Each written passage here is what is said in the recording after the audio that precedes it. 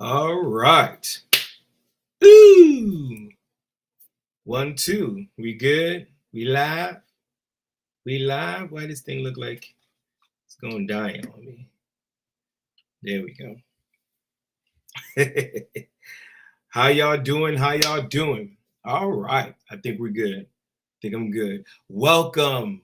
Welcome. What up? What up? What up? Fellas, welcome to another live Memoir Men. 15 days. Woo, we almost there, y'all. We 2/3 of the way there. Got about 5 more days to go. It's been an awesome journey for me personally. As people are kind of coming on board and recognizing that memoir thing is a thing. So that's cool for me. Even myself being able to spend the time to articulate Memoir Men and what Memoir Men is all about. That's been a fun little journey as well. Being able to share the vision of Memoir Men, what it's all about. I like to say, you know, God kind of gave me this thing recently, and I feel like it's really to locate me, right? It's to locate is a weird word. Never mind that. The I would say ground me, right? Keep me grounded, keep me in a place where I keep first things first, where I'm not going ahead of myself. And what is that thing? This concept of seed, right? And I believe we talked about it before. He shared it, he put it inside of me. So I'm sure that I spoke about it to some capacity before, where everything that we do, right? Nature really mirrors what God really wants to communicate to us in a lot of different ways. We see it through Jesus. How many times have Jesus spoken to different people and used nature as an analogy? He even used a fig tree as a real life demonstration of having faith and be able to speak things, right? He cursed the fig tree and he caused the fig tree to bear fruit, right? He would use analogies about how the kingdom of God is and use agricultural references in order to make his point, recognizing that the heart is kind of like the ground, the soil, right? You could be a good heart, good ground, a hardened heart, rocky ground, right? There's so many of these natural um, analogies or examples that God uses to communicate with us. And so, going to this concept of agriculture and seed, when you plant a seed, right? Inside the seed is generations of a harvest, right? Inside that little seed, right, is packed full. So the seed itself, it seems minimal, it seems like it really has no value really in itself, but in itself there's generations of fruit that's going to bear from that seed. You plant it on the ground, good ground, you water it, right? It will start to germinate. You guys know you guys been in science class, you know how it go, right? But the beautiful thing is when that seed becomes a plant and starts to bear fruit, inside the fruit has so much seed, it's able to perpetuate its existence and gifts, right? That's how businesses operate, right? You have a business idea, you're an entrepreneur, you have a business idea.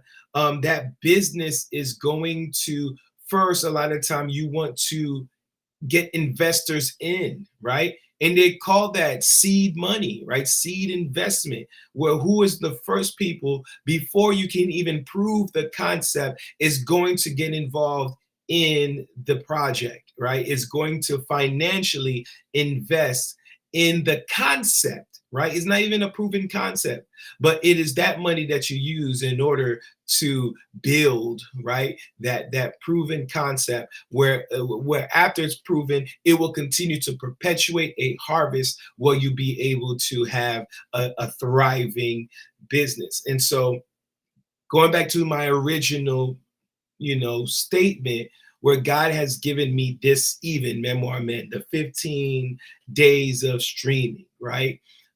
It's a seed for me, right? I recognize it as a seed, and in it is packed full of so much more to come, right? And so I'm excited when I look over and I see a couple of people on the live. I get excited because I see the hundreds of men and the thousands of men that's going to get deliverance, that's going to get a sense of freedom, that's going to be able to navigate their lives successfully because of the community that is created through Memoir Men. That's what I see, you know. So I am excited. I am thrilled by the opportunity to be able to do this, to share this with you all, and to begin building this platform.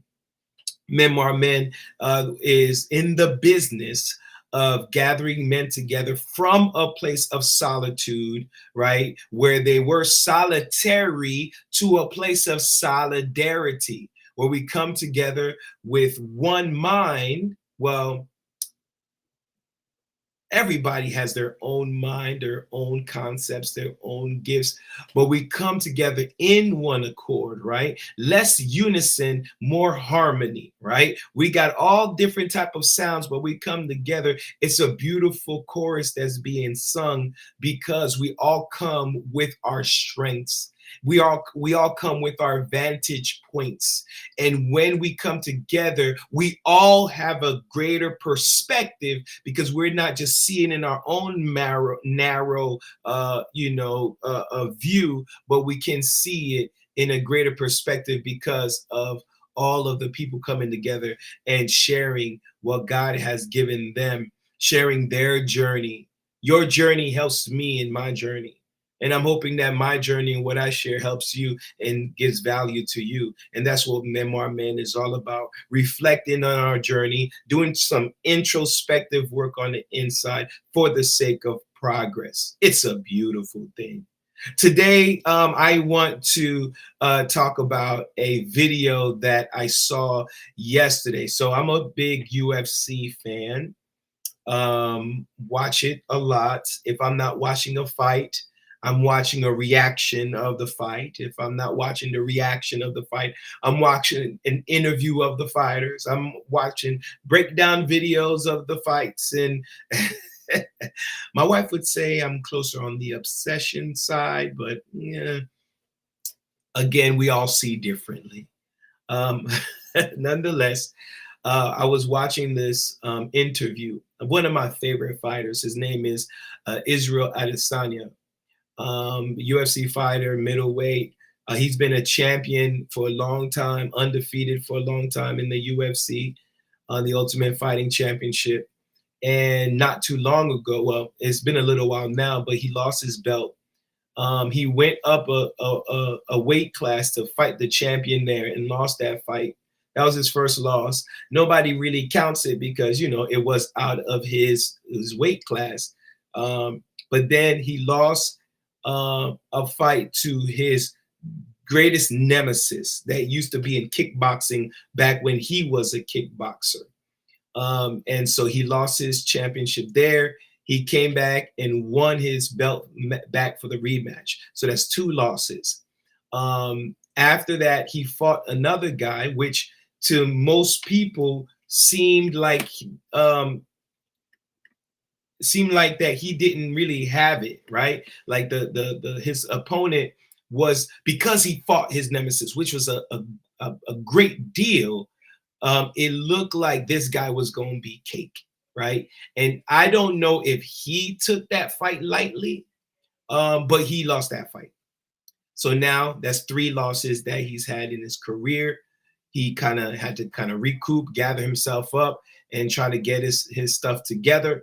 And then he came back to fight. So much so, the guy that he lost it to, that seemed like he was the underdog, that guy actually ended up losing his belt on his next fight. So that comes to show you like how really like it was, this guy really a champion? Should he have really beaten Israel Adesanya? But anyways, he did. and but he lost his belt on the next fight. And the guy that got the belt from him, Adesanya, got to fight him. He was a reigning champion for so long. So they gave him an opportunity to fight the new guy. They've never fought, so they thought it was going to be a good matchup. Adesanya is originally from Nigeria. This guy's from South Africa. There's a little bit of beef. Who's really the king of Africa? And then they kind of kind of went from there. So they made that fight. Adesanya ended up losing again. Adesanya lost 3 of his last 4 fights. So now you're looking back and like, bro, what happened to this great champion who's defeated so many people, who's defended his championship for so long? So in this interview, they're asking him a series of questions.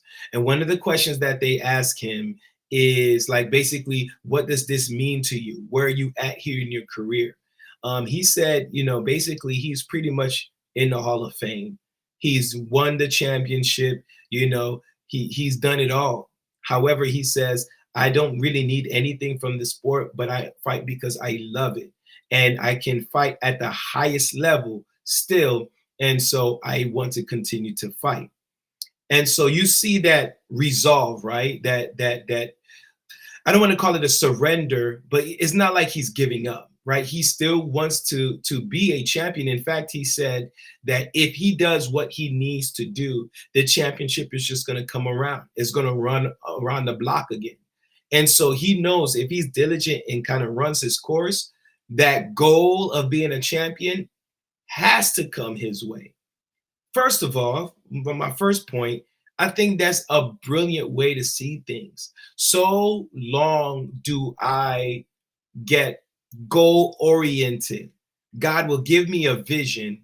And it's almost like in order for me to be satisfied, I need to see the vision now, which goes back to my point of why I believe God gave me this concept to appreciate the seed. Like, appreciate the seed. The seed is powerful. The seed is necessary. The seed is what's going to get you to everything else.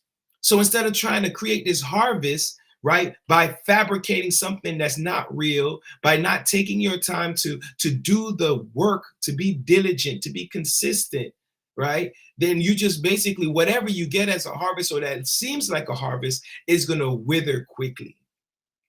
But if you concentrate on the seed, you take care of the seed, you protect the seed, you water the seed, you put the seed in good ground, you take weeds that is in the growing from the ground to protect the seed so it doesn't loses its energy from this nutrients rather from the weeds sucking out the energy that the ground provides for the seed. You take care of the seed will give you the harvest.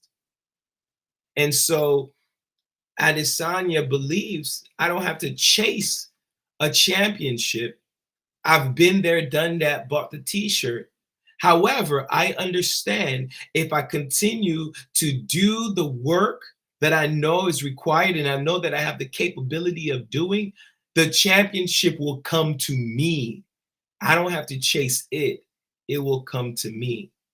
And I thought that was a really good point to meditate on, which of course I did. And he's continued to talk. And, basically they asked him, well, what does this bout, because he is about to fight soon, and that's why they're having the interview. And they said, what does this bout mean? You're not fighting for a championship. This guy is lower in the rankings. What does it mean to you? And he said, there's many times in his life where he's fought for different people. He said, this time I'm going to be selfish. I'm going to fight for me. I want to prove to myself that I still have it. So he's not trying to prove to the fans that he's good. I'm still good, y'all. Despite everything that has happened, what I'm saying, in the recent history, I still got it. And I want y'all to believe in me. He's not running like that.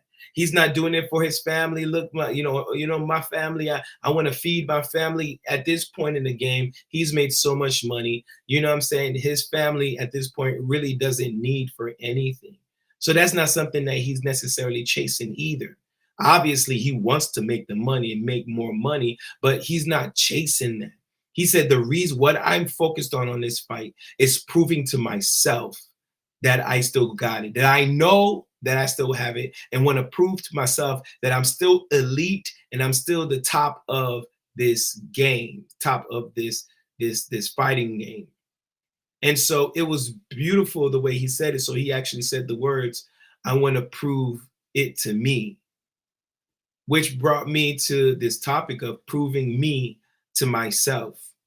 I think about that and I'm like, ooh, even as my, as a believer in Jesus Christ, you always, I'm saying, are being taught the importance of selflessness, right? And not being selfish. And I don't think in this case it's really selfish, but I mean, when you're focused on you, even the word says, do not consider your things, but the things of others, right? It's always an outwardly look of people, right? To be concerned about other people, to love other people, to minimize yourself or humble yourself and exalt others, pray, give praise to others, encourage others, empower others. It's always others forward, it seems like, when it comes to the faith.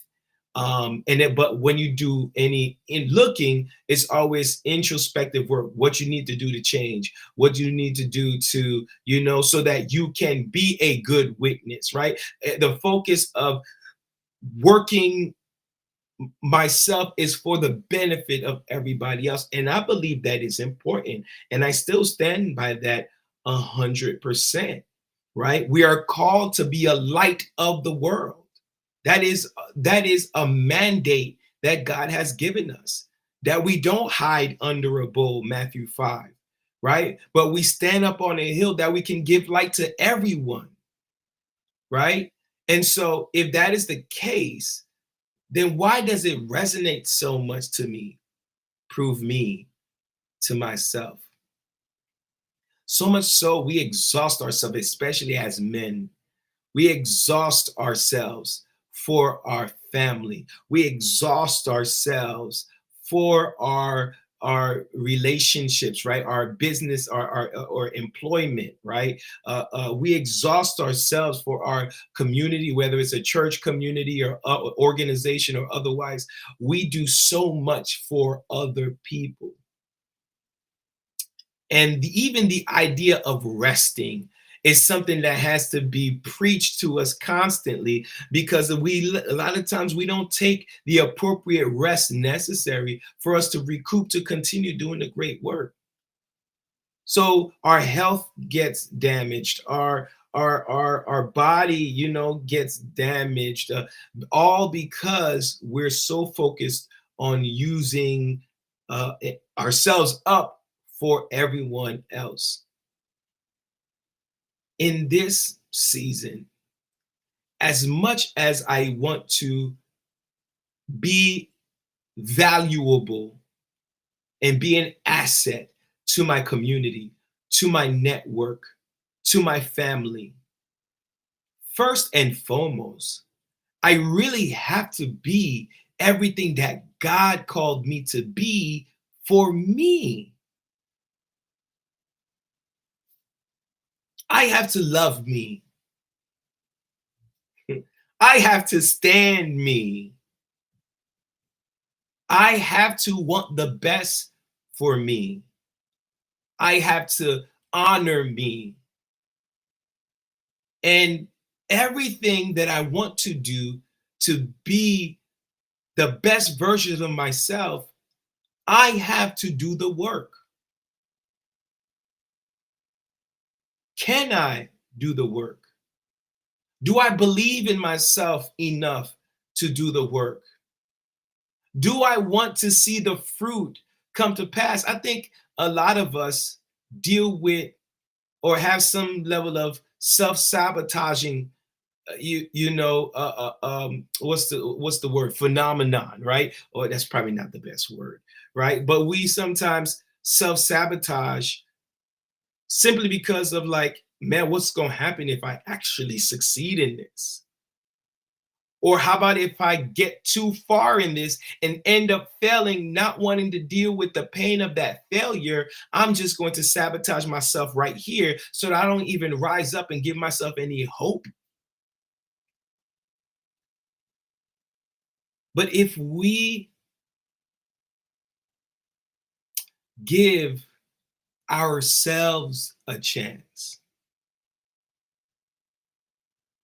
can we gut it out? Can we grind it out?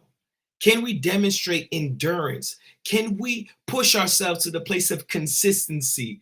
Can we keep ourselves accountable so that we can realize the dreams that's been so deep in our hearts? The passion that the dreams that we've been longing for. Do we really want to see these things realized? And I believe we do. And I believe that this is the time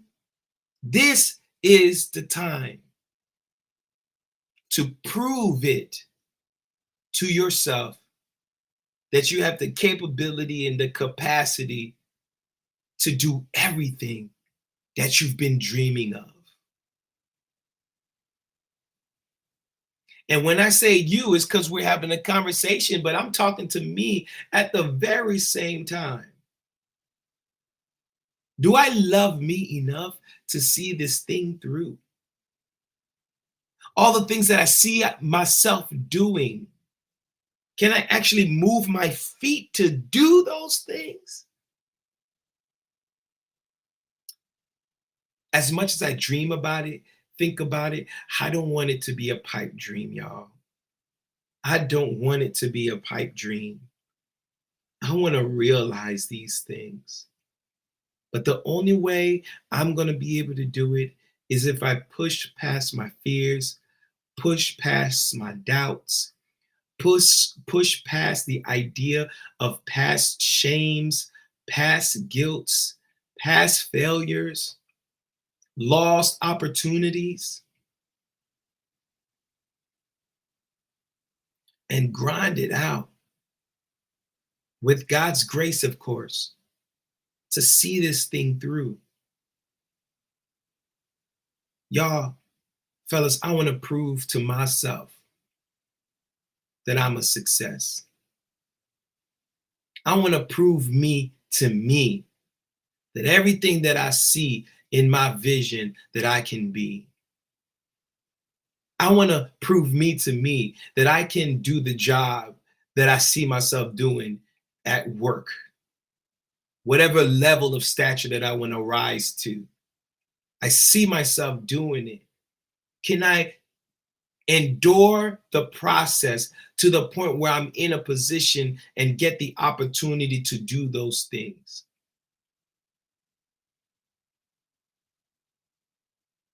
In business, in ministry, can I go through the process, push past the pain,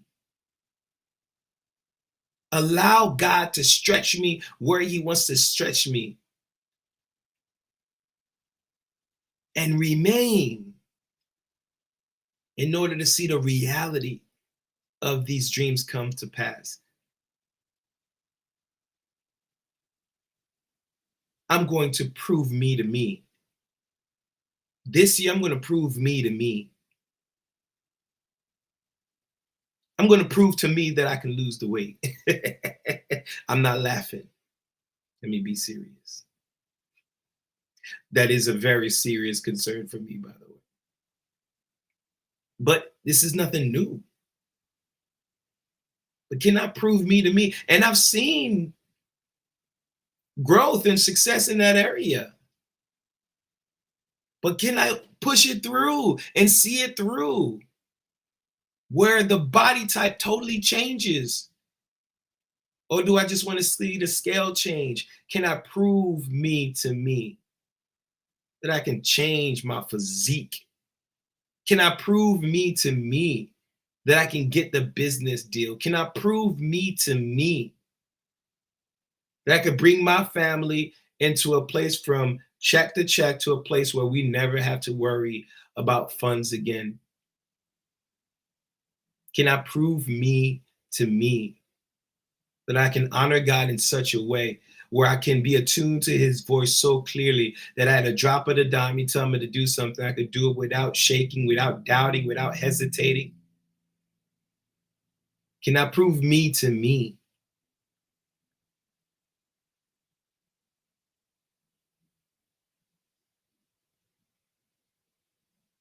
What do you have to prove to yourself? Not to your family, not to no one else looking, but to yourself. Whatever it is, let's put it on the forefront of our minds. Let's write it down on paper. Let's make it into a vision. Let's plan it out. What will it take to get there and start working the plan?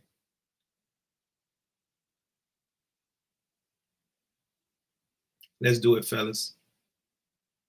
Till next time. No man leads alone.